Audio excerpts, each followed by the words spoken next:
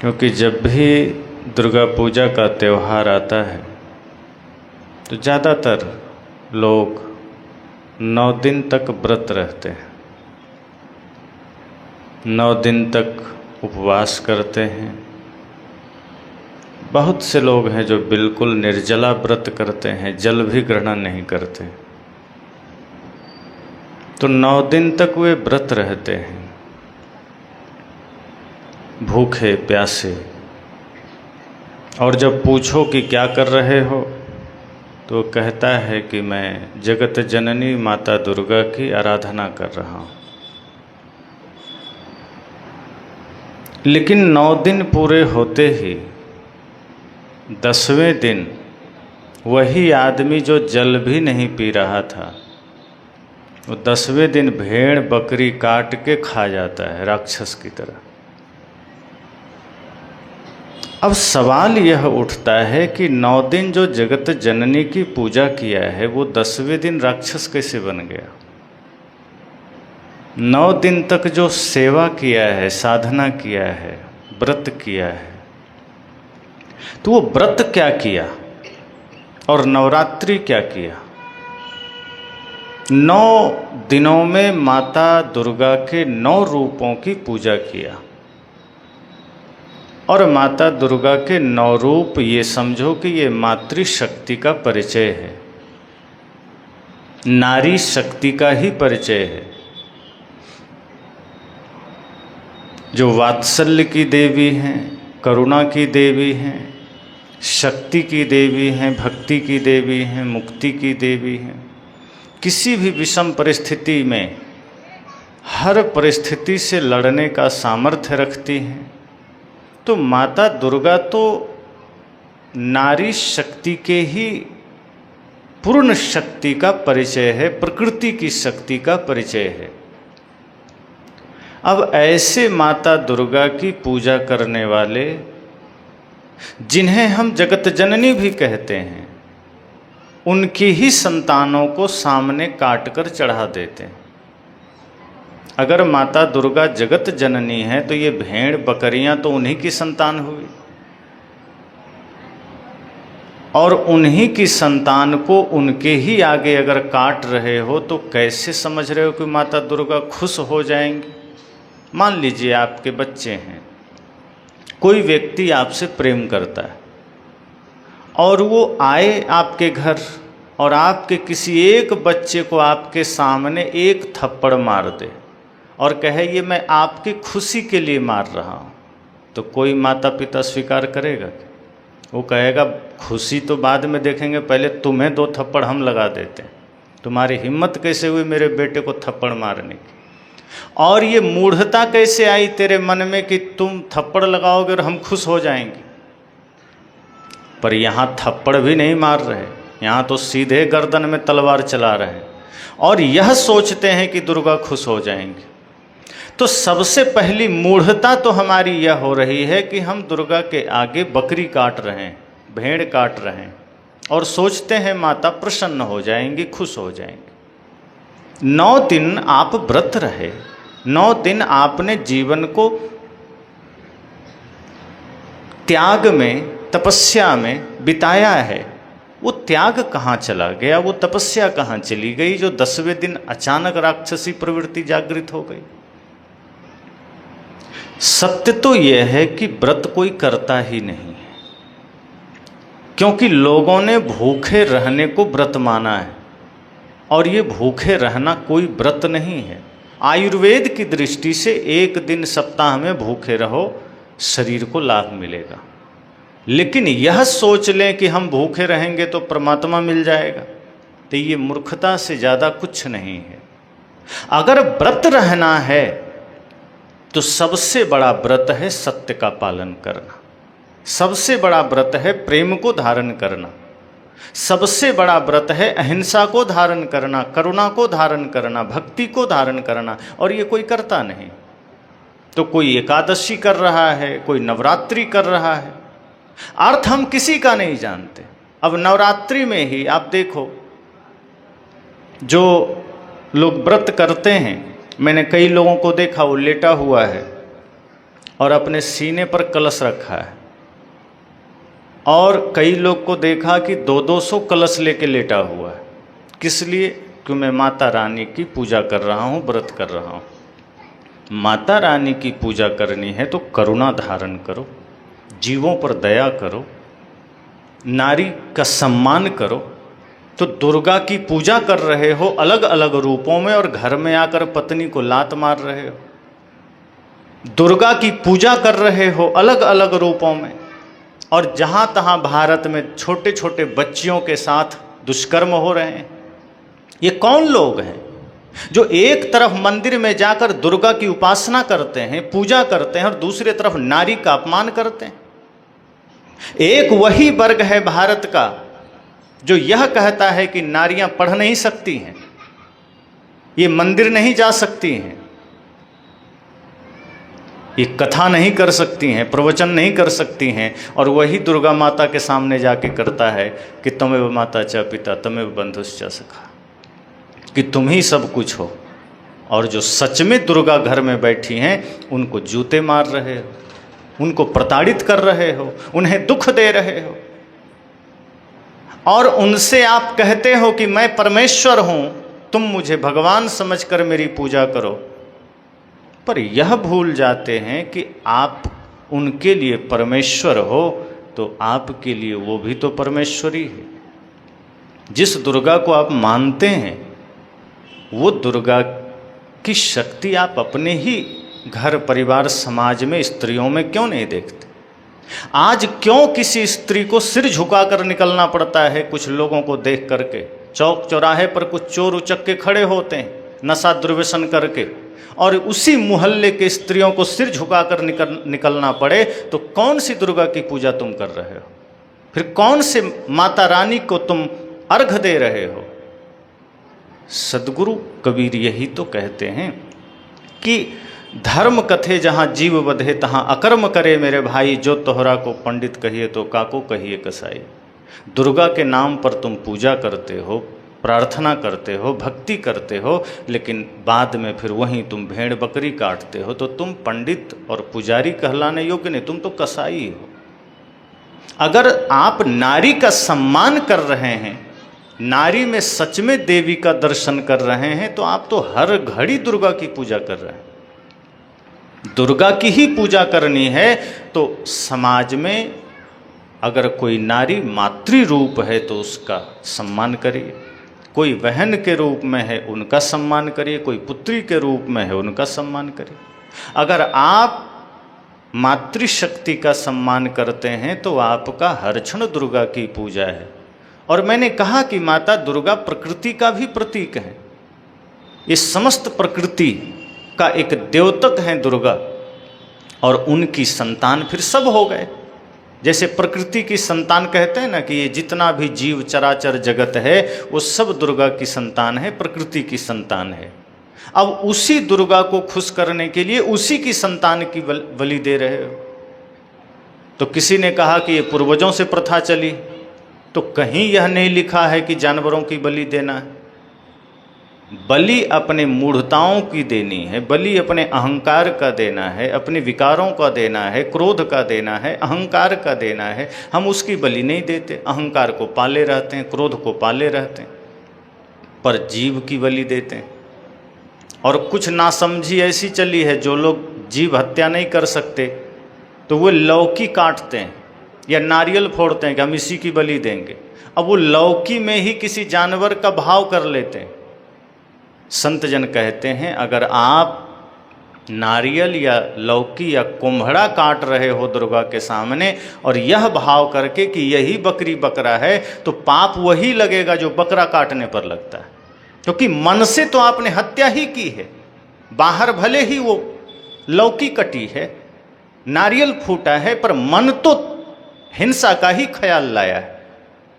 और हिंसा 3 प्रकार की, मानसिक, वाचिक और कायिक। तो मानसिक हिंसा सबसे ज़्यादा खतरनाक है, क्योंकि जो शरीर से हिंसा करते हैं उसके लिए तो बाहर व्यवस्थाएं हैं, पुलिस पकड़ सकती है, कोर्ट सजा दे सकती है, वचन से भी अगर हिंसा कर रहे हैं, वचन से किसी को मारने की धमकी दे दिए, कुछ उल्टा सीधा बोल दिया, तो इस पर भी कार्रवाई हो सकती है। लेकिन मन से कितने लोगों को आप मार देते हैं रोज, वो तो किसी को दिखाई नहीं देता। किसी के लिए मन में बुरा भाव आया, मन से तुरंत मार दिए। अब वो मरा नहीं, लेकिन मन से तो सोच लिए कि अच्छा हो ये मर जाए, अच्छा होता मौका मिलता इसको हम मार देते। कितने 10-20 लोगों को, 50 लोगों को आप।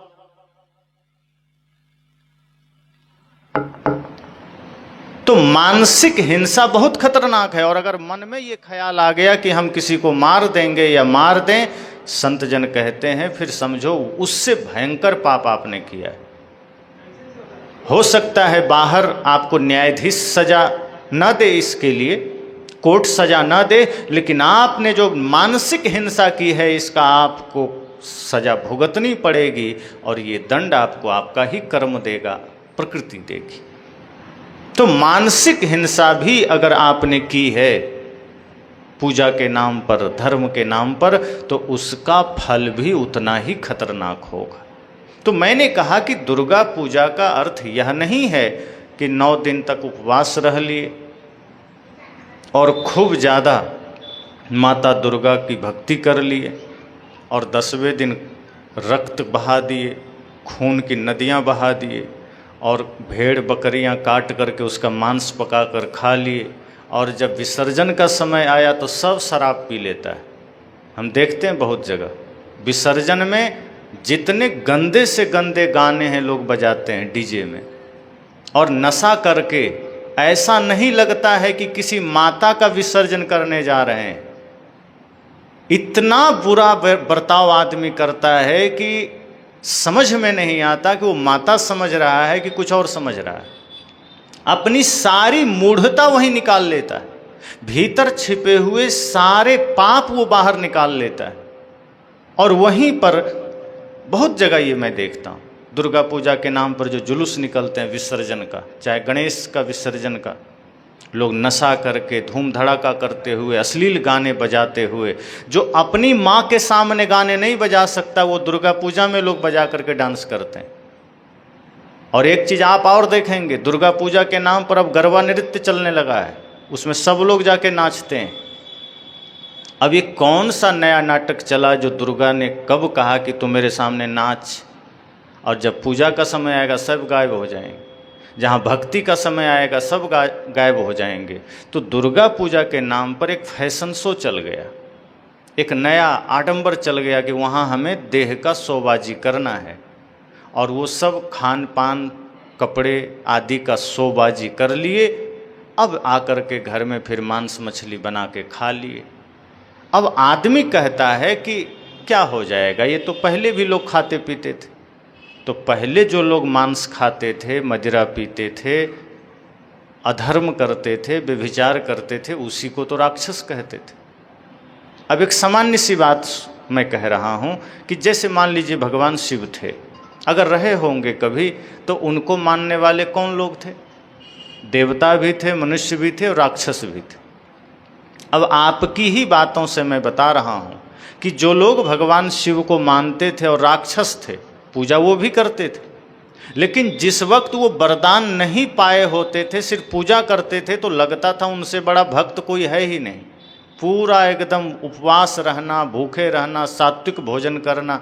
लेकिन जैसे ही शिव जी आके वरदान दे जाते थे, वहीं हंसना शुरू कर देता था कि अब तो मैं शक्तिशाली हो गया। उसी दिन वो बकरा काट के खाता था, उसी दिन वो मदिरा पीता था, और फिर सब जगह लग जाता था लड़ाई झगड़ा में, सताने में, यज्ञ विध्वंस करने में, ऋषि मुनि को सताने में, आम आदमी को मारने में, जानवर मारने में। यही तो आज का आदमी करता है। 9 दिन खूब पूजा करता है, खूब व्रत करता है, और 10वें दिन वही राक्षस बन जाता है। तो राक्षसों की गति उस समय भी अंतिम में वही दुर्गति होती थी। राक्षस कितना भी भयंकर हो जाए, पर वही राक्षस अंत में शिवजी या विष्णु जी के हाथों मारा जाता था। लेकिन जो राक्षस में भी सात्विक हो गया, जैसे राजा बलि या प्रहलाद थे तो राक्षस कुल के, लेकिन जिन्होंने सात्विकता धारण किया, जिन्होंने पवित्रता धारण किया, जिन्होंने भक्ति धारण किया, फिर उनकी दुर्गति नहीं हुई, उनकी सदगति हो गई। तो आज जो आदमी भगवान के नाम पर, देवी दुर्गा या महादेव के नाम पर मांस खाता है, मदिरा पीता है, अधर्म करता है, उसकी भी दुर्गति होगी। ये मत समझना कि भगवान आके बचा लेंगे, वो बचाएंगे नहीं। अगर हमारा कर्म नहीं बदला, हमारा जीने का ढंग नहीं बदला, तो कोई भगवान बचाने वाले नहीं। भगवान जब आपको बुरा करने से नहीं रोके तो अब फल देने में वो बचा देंगे। आप गलत करने गए तो भगवान तो नहीं रोके। अब लोग कहते हैं कि नहीं, बिना भगवान की इच्छा के कुछ नहीं होता, तो ये और पागलपन की बात। भगवान इच्छा करेंगे तो सब कुछ होता है। फिर तो यहाँ धरती पर कोई पापी है ही नहीं, सारे पाप का जड़ भगवान है। क्योंकि अगर कोई चोरी भी करता है तो उसमें भगवान का काम है ना, क्योंकि उनकी इच्छा के बिना कोई चोरी कैसे कर लिया। अगर भगवान की मर्जी से पत्ता भी हिल रहा है तो कोई चोरी करने गया, कोई हत्या करने गया, कोई डाका डालने गया, कोई दुष्कर्म करने गया, तो उसमें फिर उस आदमी का कोई रोल नहीं, उसमें तो भगवान का रोल है।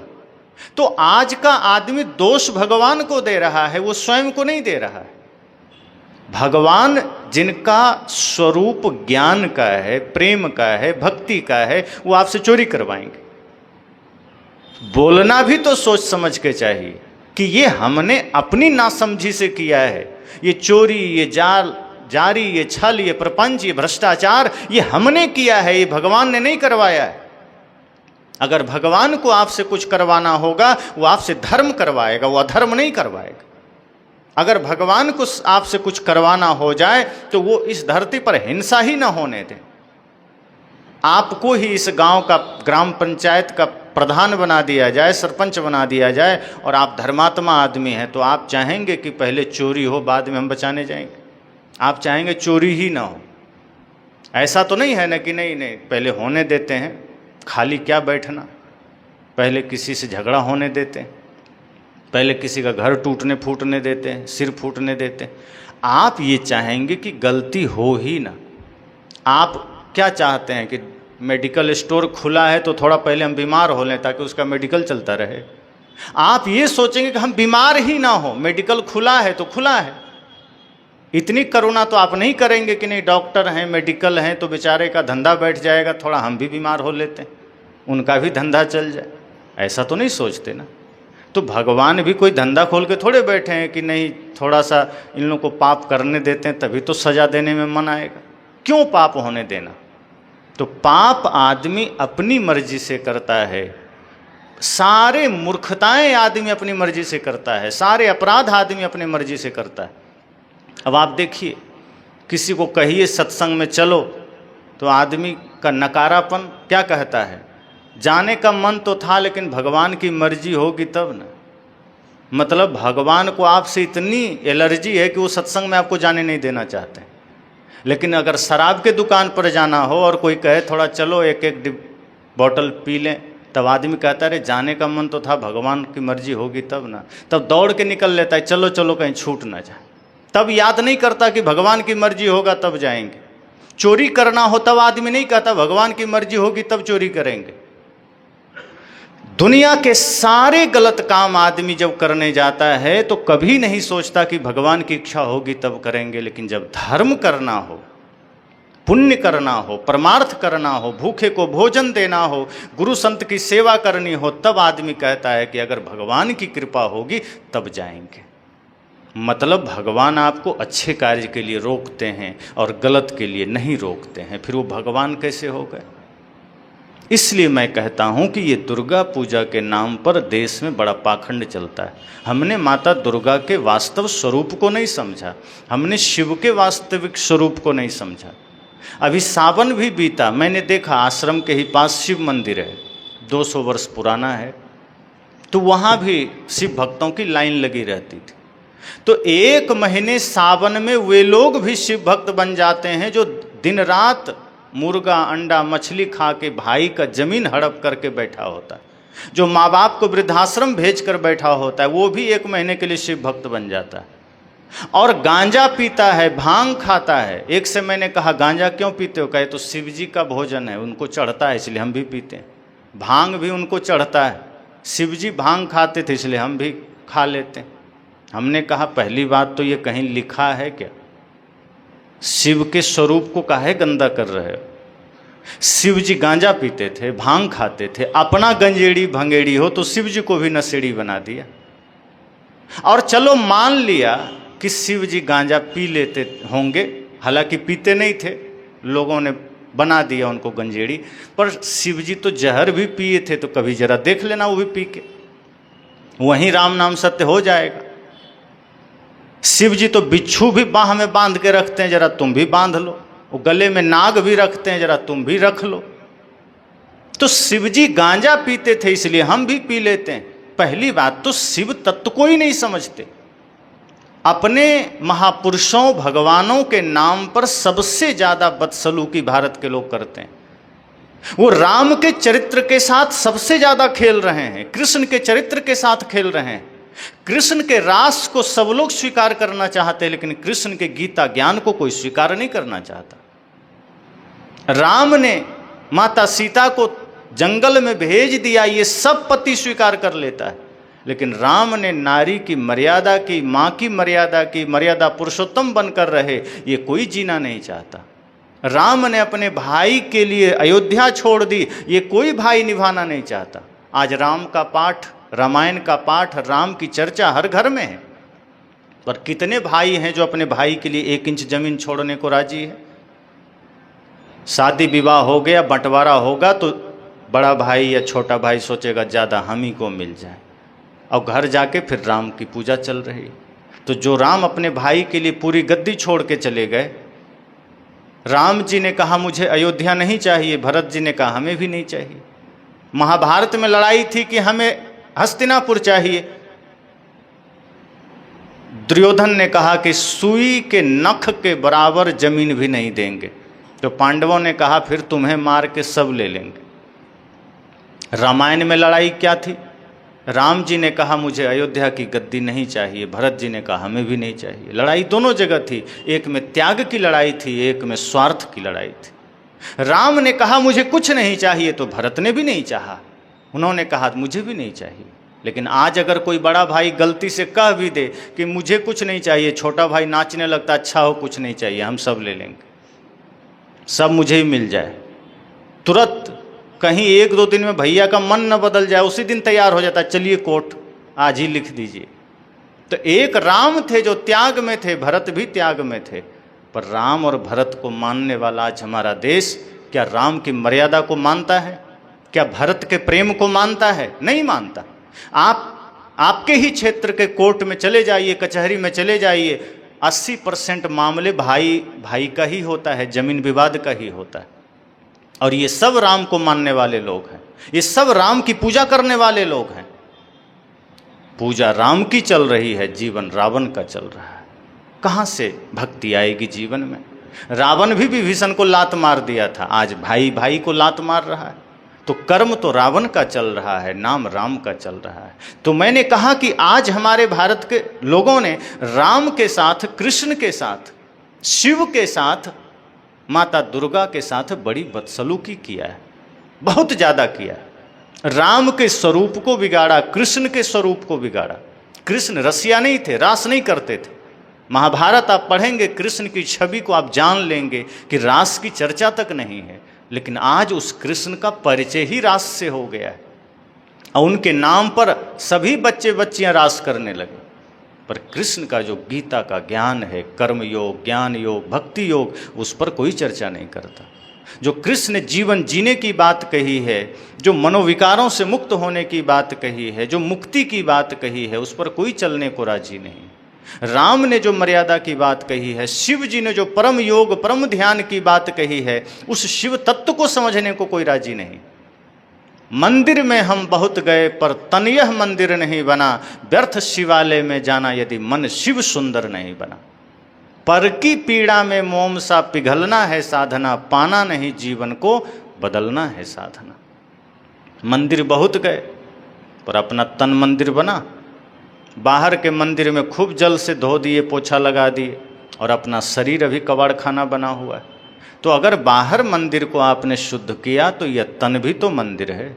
इसमें तो साक्षात परमात्मा बैठा है, इसमें तो स्वयं शिव बैठे हैं, राम बैठे हैं। आत्मा ही तो शिव है, शिवोहम शिवोहम शिवोहम। तो जो आत्मा राम भीतर बैठा है उस शरीर रूपी देवालय का तो अपमान कर दिया, उसको तो कबाड़ खाना बना दिया, बूचड़ खाना बना दिया। कहीं तंबाकू खा रहे हैं, गाली दे रहे हैं, गलत देख रहे हैं, गलत सुन रहे हैं, पूरा कबाड़ बना दिया। बाहर सफाई, भीतर गंदगी। तो न राम की मर्यादा का ख्याल है, न माता दुर्गा का ख्याल है। तो जो माता दुर्गा 9 रूपों में समस्त अलग अलग शक्तियों का प्रतीक हैं कि कैसे वो संतान की रक्षा करती हैं, कैसे वो जगत का पालन करती हैं। 8 हाथ भी है, 8 दिशाओं का प्रतीक है। वो 8 दिशाओं का प्रतीक का मतलब है कि एक नारी के अंदर इतना सामर्थ्य है कि वो सब कुछ कर सकती है। ज्ञान, विज्ञान, साहित्य, रक्षा, प्रेम, लालन पालन, सारी कलाएं माता के अंदर है, एक नारी के अंदर है। वही 8 हाथ का एक प्रतीक है। वास्तव में कोई अलग अलग 8 हाथ नहीं रहता है।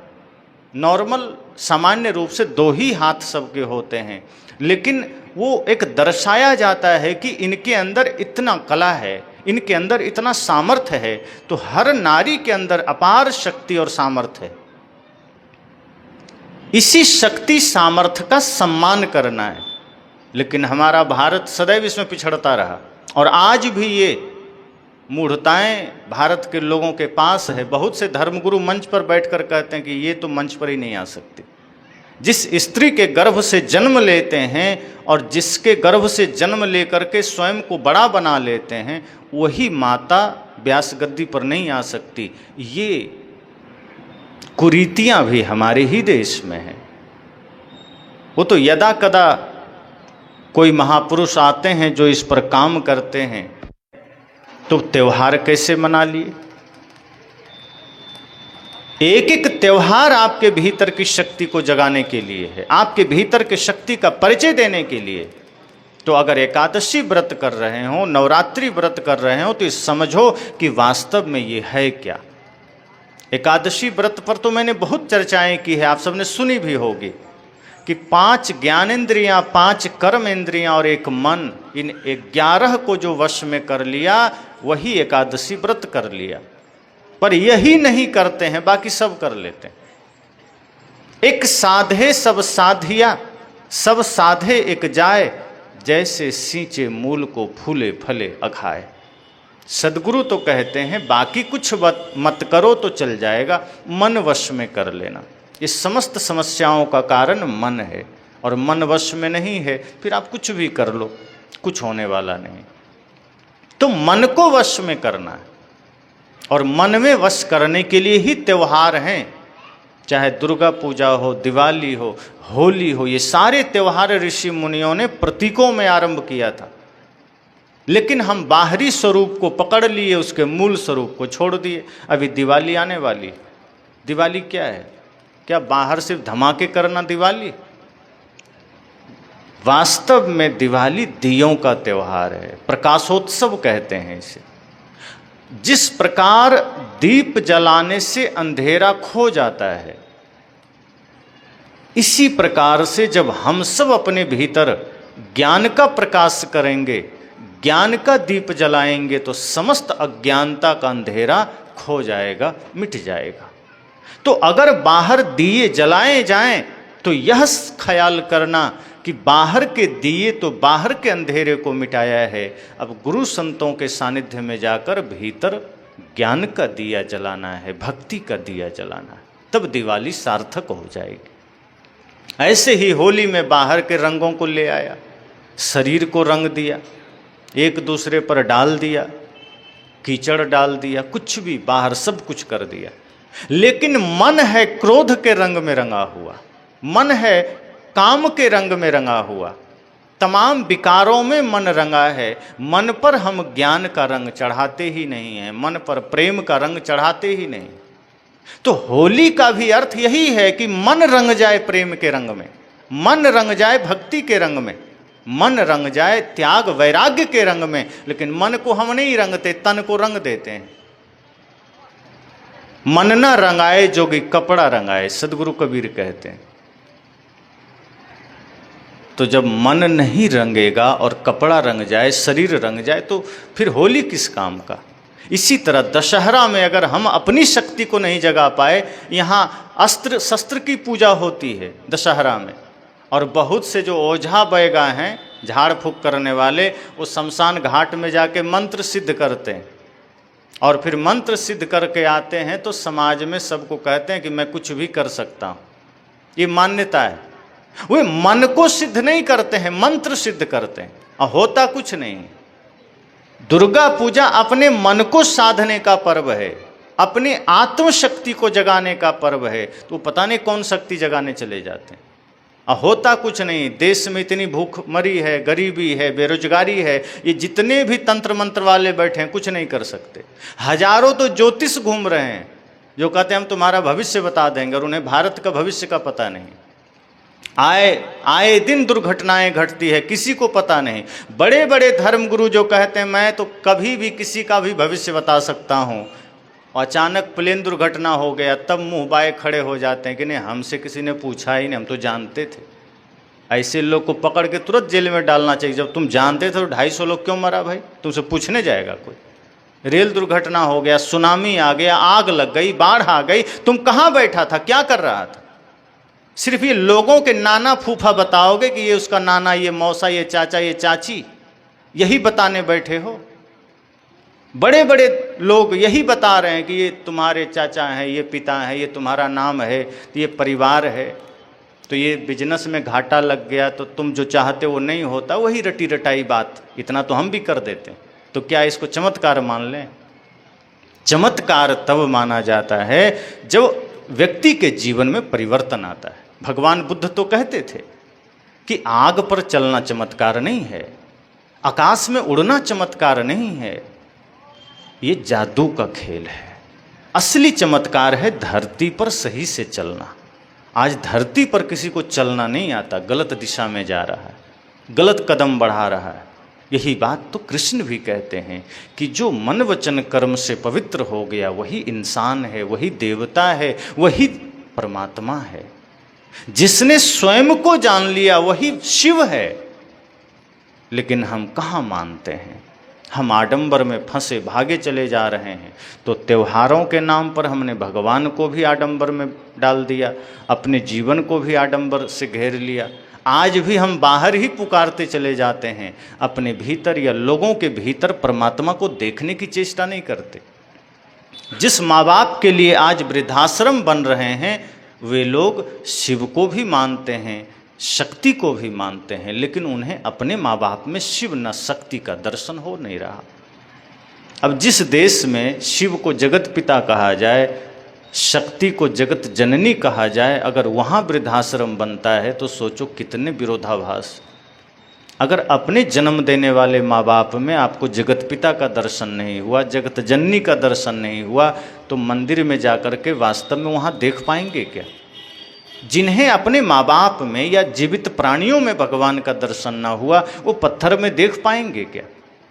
अब मैं आपसे कहूँ कि अभी सूर्योदय है, सूरज उगा है, आप देख रहे हैं, तो आप कहेंगे हाँ बाहर सड़क में निकलेंगे देख लेंगे। लेकिन अगर कोई नेत्रहीन होगा तो वो तो कह देगा ना कि हमें नहीं दिख रहा है। अब उसे नहीं दिख रहा है, स्वाभाविक है, आँख नहीं है, नहीं दिख रहा। लेकिन कोई आदमी कहे नहीं नहीं ये जगह खराब है, यहाँ नहीं दिखेगा, तुम ऐसा करो तुम थोड़ा राजधानी चले जाओ, वहाँ दिख जाएगा। अब कोई बहला फुसला कर उसे राजधानी भेज दे, अब बेचारा वहाँ भी जाके आँख खोले, लेकिन अब आँख की ज्योति ही खत्म है, रोशनी ही नहीं है, रेटिना ही गायब है, तो वो रायपुर में भी आँख खोलेगा तो दिखेगा सूरज? तो कोई कहे नहीं नहीं भारत में नहीं दिखेगा, तुम अमेरिका चले जाओ। अब वो अमेरिका चला जाए, वहाँ भी आँख खोलेगा तो अंधेरा ही दिखेगा। अब कोई समझदार आदमी कहे तुम सूरज ग्रह पे चले जाओ तभी देख पाओगे, तो जल तो जाएगा लेकिन देख फिर भी नहीं पाएगा। मतलब इतना ही है कि आँख नहीं है तो कहीं नहीं देख सकता, और आँख है तो यहाँ भी देख सकता है। तो किसी के पास अगर विवेक की आँख है तो वो एक एक जीव में राम को देख सकता है, परमात्मा को देख सकता है। लेकिन अगर आँख से अंधा है तो मंदिर भी जाएगा तो नहीं देख पाएगा, फिर वो कहीं चला जाएगा तो नहीं देख पाएगा। और अगर देखना है तो जीवित प्राणियों में ही देखा जा सकता है, यही एक उपाय है। क्योंकि तुलसीदास जी भी यही कहते हैं, प्रकृति पार प्रभु सब उर्वासी, कि प्रकृति से परे वह प्रभु वह राम। अब यहाँ पर देखिए तुलसीदास ने प्रभु शब्द का प्रयोग किया है और श्री कृष्ण ने भी ईश्वर शब्द का प्रयोग किया है। अर्थ दोनों का समान है। गीता में ईश्वर शब्द की बात ज़्यादा आई है और तुलसीदास ने प्रभु कहा है। अब प्रभु का अर्थ क्या है? तो प्र उपसर्ग है, बहु सत्तायाम धातु है, जिसका अर्थ होता है सर्वोत्कृष्ट सत्ता। तो लोगों ने कहा लेकिन वो रहता कहाँ है? तो सब उर्वासी, उर मतलब हृदय। गीता में हृदय कहा, तुलसीदास जी ने उर कहा, अर्थ दोनों का हृदय है। तो तुलसीदास जी भी वही बात कह रहे हैं कि सभी हृदय में राम रहता है, प्रभु रहता है। और कृष्ण कहते हैं ईश्वर सर्वभूतानाम हृदय से अर्जुन तिष्ठति, ईश्वर सभी के हृदय में रहता है। और सदगुरु कबीर से लोगों ने कहा कि आप क्या कहते हैं? तो उन्होंने कहा मैं तो आत्मा राम कहता हूँ। तो कहाँ रहता है? कहा हृदय बसे ते ही राम न जाना, वो भी हृदय में कहा। तो हृदय में है, भीतर है, तो क्यों नहीं दिखता?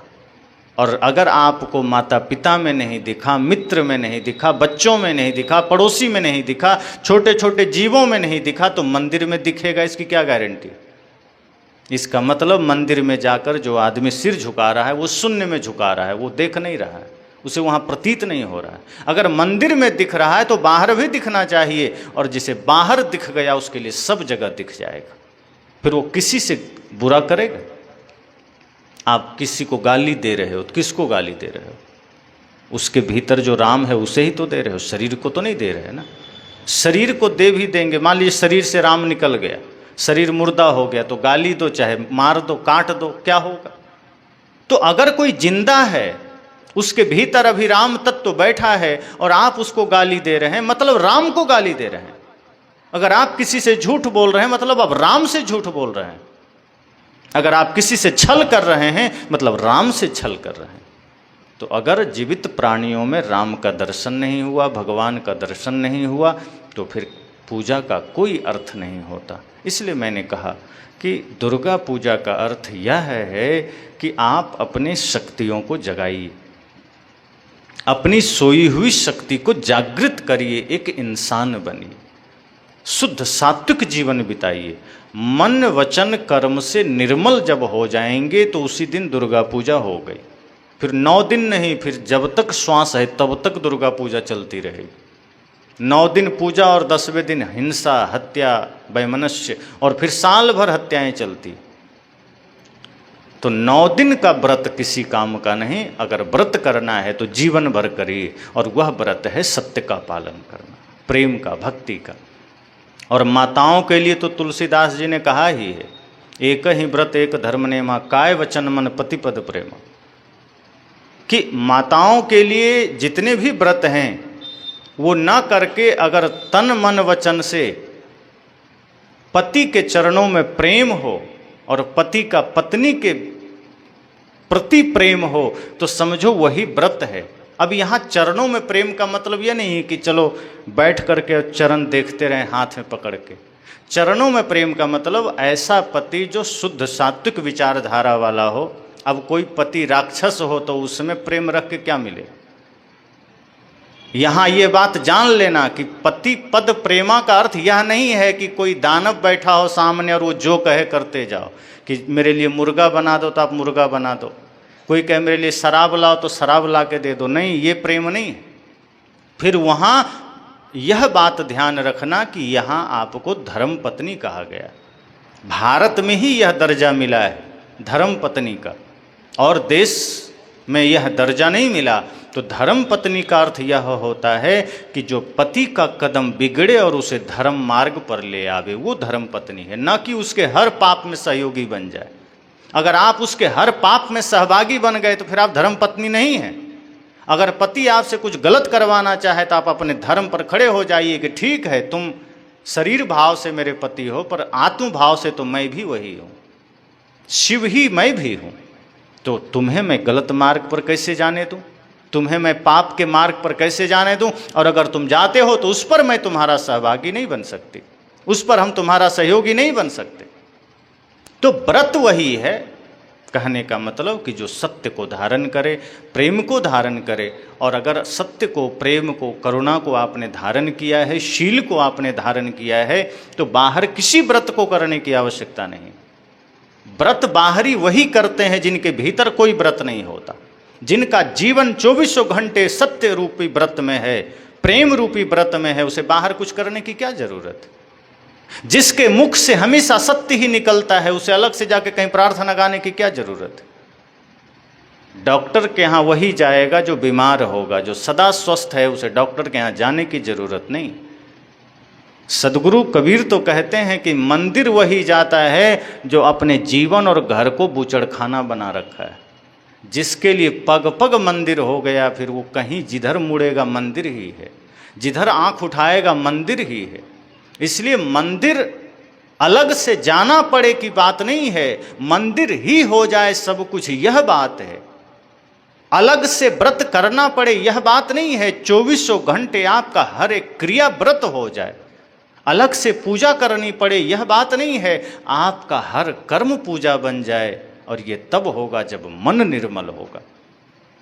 इसलिए रैदास जी ने कहा था, मन चंगा तो कठौते में गंगा। इसका अर्थ इतना ही है कि अगर मन निर्मल हो तो घर का पानी भी गंगा जैसा पवित्र है, और मन गंदा है तो तीरथ गए 3 जन चित चंचल मन चोर, एको पाप न काटिया लादिन मन 10 और। अब मन में पाप भरा है और गंगा नदी में डुबकी लगा है तो क्या करेंगे।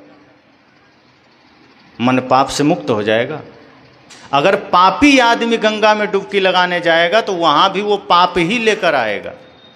पापी आदमी मंदिर जाएगा तो वहां भी वो पुण्य लेकर नहीं आएगा, पाप लेकर आएगा। कैसे, विचार करिए। अगर कोई पापी है, दुष्ट है, तो वो मंदिर भी जाएगा ना तो भगवान से ये प्रार्थना नहीं करेगा, प्रभु कृपा करना ये संसार सुखी हो जाए।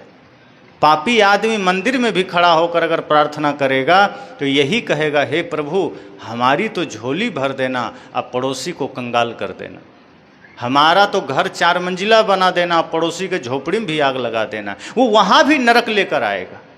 जो दुष्ट आदमी है वो गंगा में भी खड़ा होगा तो पड़ोसी के लिए वो नरक मांग कर आएगा, वो स्वर्ग नहीं मांगने जाएगा। लेकिन जो पवित्र आदमी होगा वो कहीं खड़ा होगा, यही कहेगा, हे प्रभु ऐसी कृपा करना, मुझे भले कुछ ना दो पर मेरे समाज को, मेरे राष्ट्र को, मेरे लोगों को कभी दुखी मत होने देना। ये धर्म का प्रतीक है, ये प्रेम का प्रतीक है, ये व्रत त्योहार और मनुष्यता का प्रतीक है। सदगुरु कबीर यही तो कहते हैं कि जो सच्चा मनुष्य है वो सबके लिए करुणा मांगेगा, वो सबके लिए प्रेम मांगेगा, वो अपने लिए प्रेम और दूसरों के लिए नरक नहीं मांगेगा, क्रोध नहीं मांगेगा। इसलिए मैंने कहा कि त्योहार अगर मनाते हैं तो त्योहार के गहराई में जाइए, उन प्रतीकों को समझिए। हम बाहर से पकड़ कर चल देते हैं, भीतर पहुंचने का प्रयास ही नहीं करते।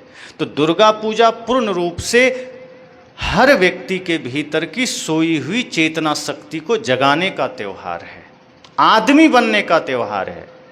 यहाँ तो आदमी राक्षस बन जाता है, 9 दिन ढोंग और आखिरी दिन राक्षस हो जाता है।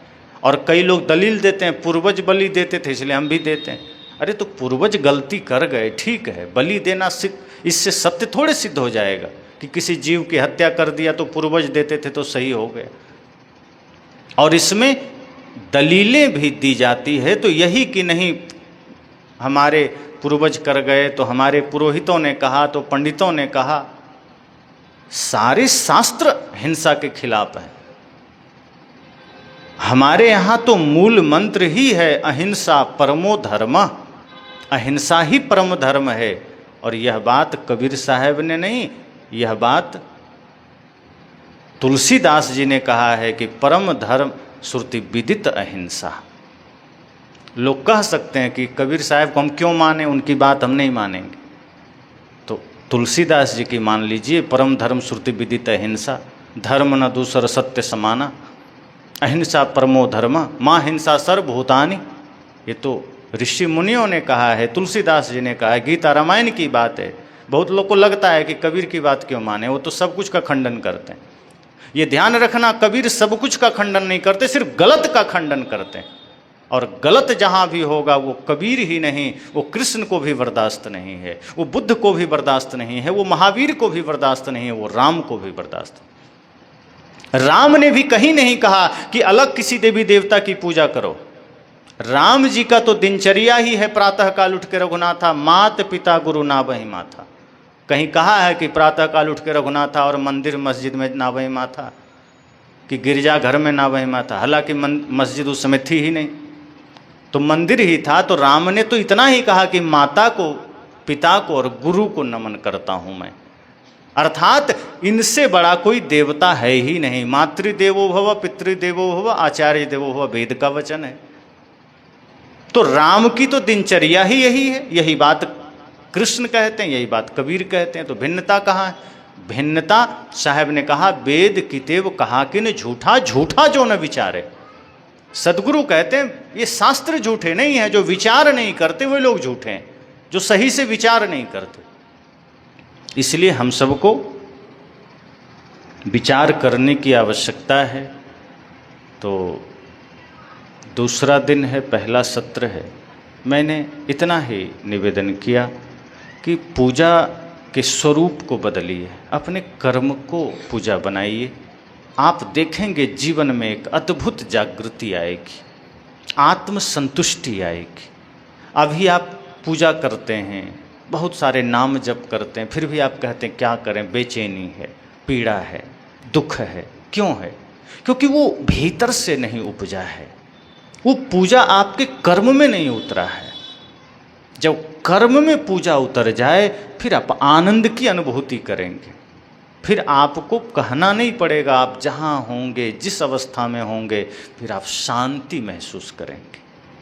इसलिए मैंने कहा कि एक बार सही अर्थ में त्योहारों को समझ कर देखिए, एक बार सही अर्थ में दुर्गा शक्ति को जान कर देखिए, और अपने ही घर में जो मातृशक्ति हैं उनके भीतर उस शक्ति का अनुभव करके देखिए।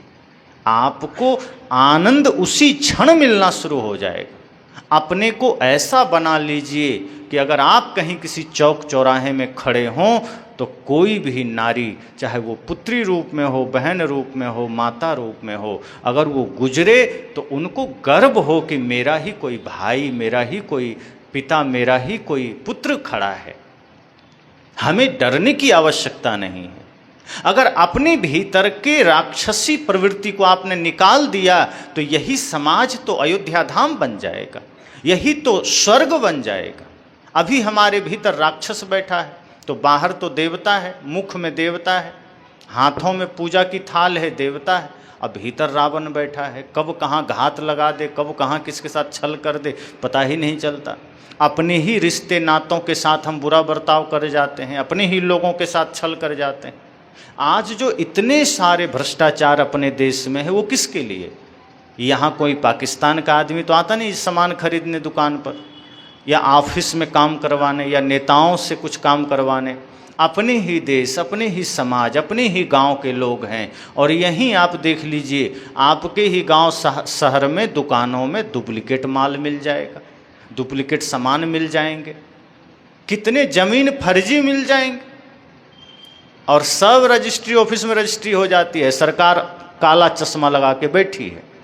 आप ले जाइए कोई भी ज़मीन, किसी का ज़मीन, वहाँ जाके रजिस्ट्रार महोदय मुहर मार देते हैं, साइन कर देते हैं, पैसा सरकार के खाते में चला गया। आप रोते रहिए, या बाद में घर बनाने जाइए तो सरकार बुलडोजर लेके पहुँच जाएगा कि तुम गलत जगह में बना रहे हो। तो भैया मुहर मारते समय आँख में रतौंधी हो गई थी।